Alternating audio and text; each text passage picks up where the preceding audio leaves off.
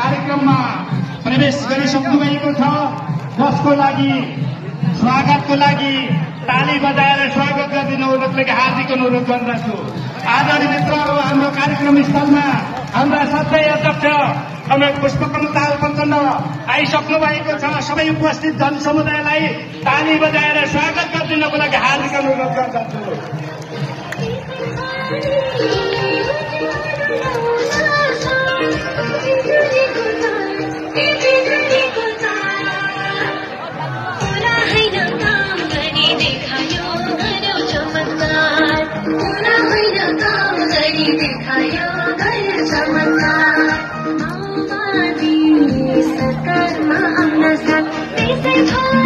सेवक मित्रहरू, तपाईहरू यो अगाडिको रोमा नबसिदिनु हुनको लागि हार्दिक अनुरोध गर्दछु।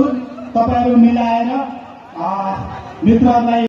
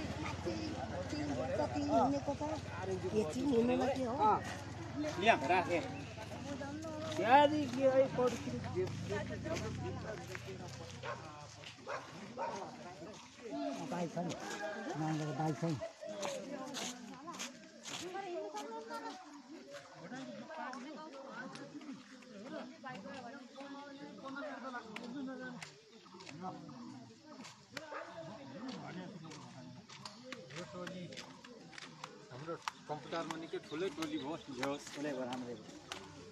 ठिक छ। आदरणीय मित्रहरू, हाम्रो विशाल जनसभालाई सम्बोधन गर्नको लागि संघीय गणतन्त्र नेपालका प्रथम प्रधानमन्त्री एवं हाम्रा पार्टीका सर्वै अध्यक्ष कार्यक्रममा प्रवेश गरिसक्नु भएको छ, जसको लागि स्वागतको लागि ताली बजाएर स्वागत गरिदिनु हुनको लागि हार्दिक अनुरोध गर्दछु। आदरणीय मित्रहरू, हाम्रो कार्यक्रम स्थलमा हाम्रा सधैँ अध्यक्ष कमरेड पुष्पकमल दाहाल प्रचण्ड आइसक्नु भएको छ। सबै उपस्थित जनसमुदायलाई ताली बजाएर स्वागत गरिदिनको लागि हार्दिक अनुरोध गर्दछु।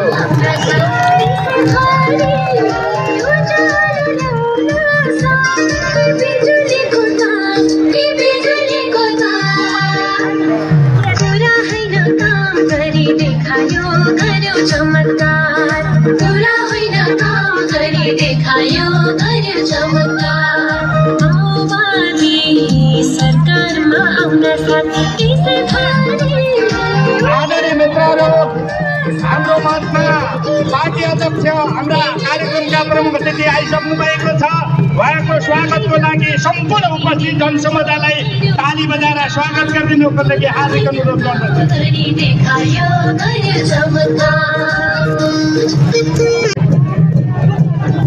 आदरणीय मित्रहरू, हाम्रो विशाल जनसभालाई सम्बोधन गर्नको लागि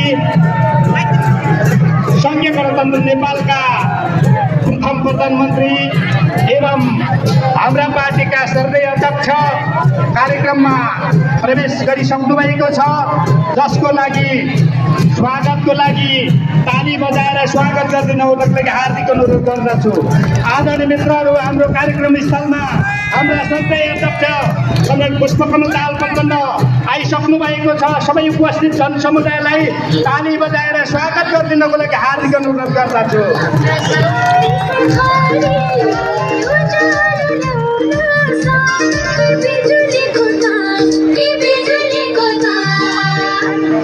पूरा होइन काम गरी देखायो गर्यो चमत्कार कुरा होइन काम गरी देखायो गर्यो चमत्कार माओवादी सरकारमा आउन साथ आदरणीय मित्रहरू हाम्रो मञ्चमा पार्टी अध्यक्ष हाम्रा कार्यक्रमका प्रमुख अतिथि आइसक्नु भएको छ उहाँको स्वागतको लागि सम्पूर्ण उपस्थित जनसमुदायलाई ताली बजाएर स्वागत गरिदिनुको लागि हार्दिक अनुरोध गर्दछु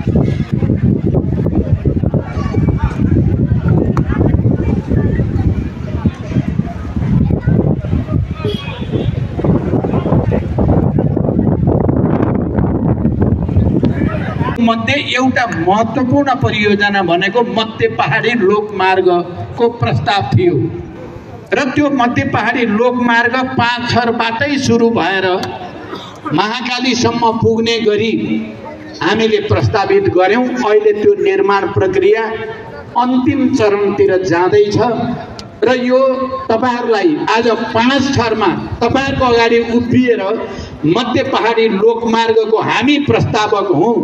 यसको परियोजना चाहिँ देशको लागि पहाडी क्षेत्रको जनताको आर्थिक, राजनीतिक, सामाजिक, सांस्कृतिक विकासको निम्ति अपरिहार्य छ भनेर प्रस्ताव गरेको र अब छिटै हामी मध्य पहाडी लोकमार्गमा जनता जागरण अभियान सञ्चालन गर्दैछौं र मेरो विचारमा यो सभा पनि त्यही जागरण अभियानको एउटा अंगको रूपमा मैले बुझेको छु। म यहाँ उपस्थित हुने ताप्लेजुङका नेता साथीहरू पनि मैले देखेको छु, कतिपय झापा मध्ये एउटा महत्त्वपूर्ण परियोजना भनेको मध्य पहाडी लोकमार्गको प्रस्ताव थियो र त्यो मध्य पहाडी लोकमार्ग पाँचथरबाटै सुरु भएर महाकालीसम्म पुग्ने गरी हामीले प्रस्तावित गर्यौं। अहिले त्यो निर्माण प्रक्रिया अन्तिम चरणतिर जाँदैछ र यो तपाईहरुलाई आज 5 थरमा तपाईहरुको अगाडि उभिएर मध्य पहाडी लोकमार्गको हामी प्रस्तावक हौं।